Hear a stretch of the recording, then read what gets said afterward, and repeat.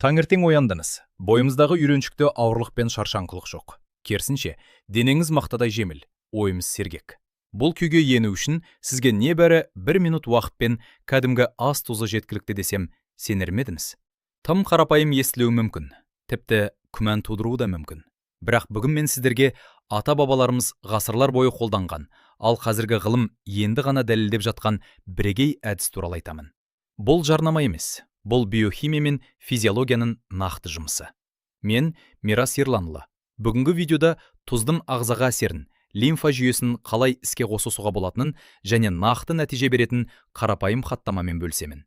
Видеоны соңына дейін көріңіз, себебі ертеңнен бастап өміріңізді өзгертетін нақты нұсқаулық аласыз. Дайын болсаңыз, кеттік. Көпшілігіміз тұзды тек ас үйдегі өнім ретінде ғана білеміз.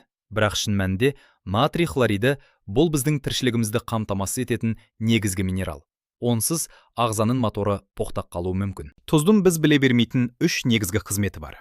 Бірінші қасиеті – су электролиттік тепе-теңдік. Қарапайым тілде айтқанда, ағзаның электр желісі. Натрий бұл әрбір жасушадағы сұйықтық деңгейін реттейтін басты элементі. Натрийсіз жүйке импульстарының берілуі мүмкін емес. Бұл дегеніміз бұлшығы жиырылмайды, жүрек соқпайды. Тіпті миымыз денеңізге қарапайым сигнал да бере алмайды.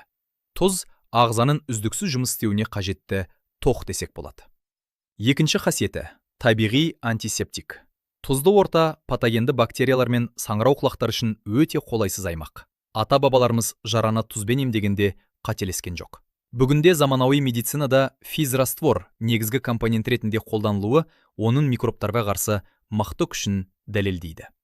Үшінші қасиеті – ісінуден құтылу жолы. Тұзды ерітінді теріге немесе тінге тигенде осмос саны іске қосылады. Тұз өзіне магнит сияқты артық сұйықтықты тартып алады. Нәтижесінде ісіну басылып, лимфа ағыны жақсарады және жасушалар зиянды токсиндерден тазара бастайды. Ағзамызда 2 үлкен тасымал жолы бар. Біріншісі қан айналымы. Оның өз моторы бар. Ол жүрек. Ал екіншісі лимфа жүйесі. Оның жеке сорғысы жоқ. Лимфа тек бұлшықеттердің жиырылуы, терең тыныс алу және сыртқы ынталандыру арқылы ғана қозғалады. Лимфаның атқаратын қызметі. Ол жасушалардан токсиндер мен қалдықтарды жинайтын тазалықшы. Иммундық жасушаларды қажетті жерге жеткізіп, қабынумен күреседі. Тіндердегі артық сұйықтықты айдап шығарады. Егер сізде аяқ пен беттің ісінуі, созылмалы шаршаңқылық, иммунитеттің төмендеуі немесе буын аурулар болса, бұл лимфа жүйесінің көмек сұрап тұрған дабылы. Мен бұл әдісті ойдан шығарған жоқпын. Қазіргі медицина мен нейробиология мұны нақты деректермен растап отыр. Мысалы, Жапониядағы клиникалық зерттеулер бойынша, ғалымдар 60-70 жас аралығындағы адамдарға 2 апта бойы мойын мен кеуде аймағына тұзды компресс жасатқан. Нәтижесінде қатысушылардың 70%-дан астамында ұйқы сапасы жақсарып, таңертеңгі энергия деңгейі еселеп артқан. Европалық бальнеотерапия зерттеулері. Тұзды ерітінділерді жүйелі қолдану қандағы С-реактивті ақуыз деңгейін төмендететіні дәлелденді. Бұл ақуыз ағзадағы созылмалы қабынудың басты көрсеткіші. Оның азаюы ағзаның жасарып, қабынудан арылуы деген сөз. Нейробиологиялық тұрғыдан алсақ, теріні тұзды ерітіндімен ынталандыру парасимпатикалық жүйке жүйесін, яғни тынығу және қалпына келу режимін іске қосады. Соның нәтижесінде стресс гормоны кортизол деңгейі төмендейді. Демек, тұзды компресс тек терге емес, сіздің нейрохимиялық күйіңізге де әсер етеді. Міне, осы ғылыми негіздерге сүйене отырып, мен сіздерге нақты практикалық нұсқаулықты ұсынбақпын. Енді ең маңызды бөлімге көшейік. Бұл әдіс өте қарапайым, бірақ оның тиімділігі дәлдігінде. Тұз ерітіндісін дайындау. Ерітіндіні дайындау. 1 стақан жылы су алыңыз. Температурасы 28-40 градус болуы тиіс. Себебі бұл дене температурасына жақын, пері рецепторларын стрессіз оятатын оңтайлы деңгей.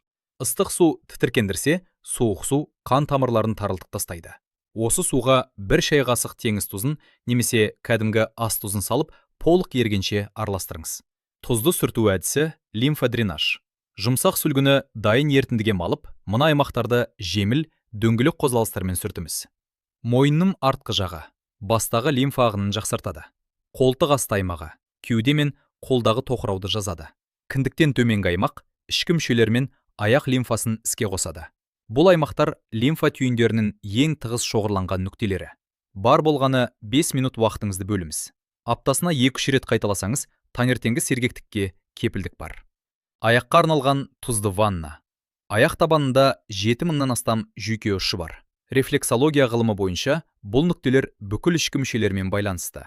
Жылы суға 2 ас қасық тақ тұз салып, аяғыңызды 10-15 минут ұстаңыз. Бұл тек шаршауды басып қана қоймай, парасимпатикалық жүйені белсендіру арқылы кортизол деңгейін төмендетеді. Нәтижесінде ми тынышталу сигналын алып, мазасыздық жойылады. Бұл процесс біртіндеп жинақталатын әсерге ие. Бірінші күні денеде жеңілдік пайда болады.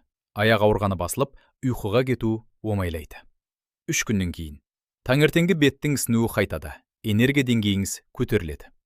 2 аптадан соң ұйқы сапасы тұрақтанып, созылмалы шаршаңқылық сезімі сейіледі. 1 айдан кейін иммунитет нығайып, буын аурулары жеңілдейді. Есіңізде болсын, 1 рет жасау уақытша әсер береді, ал тұрақты әдет ұзақ мерзімді саулық кепілі. Тұзды процедуралардың әсерін еселеу үшін мына 3 қарапайым әдетті қосыңыз. Лимон қосылған жылы су. Таңертеңді осы сусынмен бастаңыз. Лимондағы С витамині лимфа қозғалысын ынталандырса, жылы су ішектің жұмысын іске қосады. 5 минуттық таңертеңгі жаттығу. Есіңізде болсын, бұлшық ет жиырылуы лимфаның жалғыз сорғысы. Кез келген қозғалыс лимфаны тікелей айдай бастайды. Диафрагмамен тыныс алу.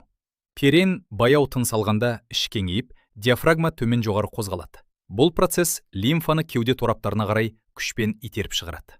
Әрбір әдістің өз шектеулері бар. Мына жағдайларда абай болыңыз. Керде ашық жара, кесік немесе зақым болса, ол аймаққа тұз тигізбеңіз.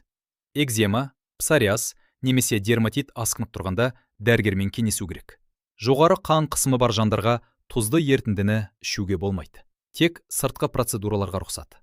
Жүктілік кезінде кез келген жаңа әдісті бастамас бұрын дәрігеріңізбен сөйлесіңіз. Мен сіздерге алғашқы нәтижені сезіну үшін 5 күндік қарқынды бағдарлама ұсынамын. Таңертең 1 стақан лимон қосылған жылы су мен 5 минуттық жеңіл жаттығу. Күндіз немесе кешке тұзды ерітіндімен 5 минуттық сүрту.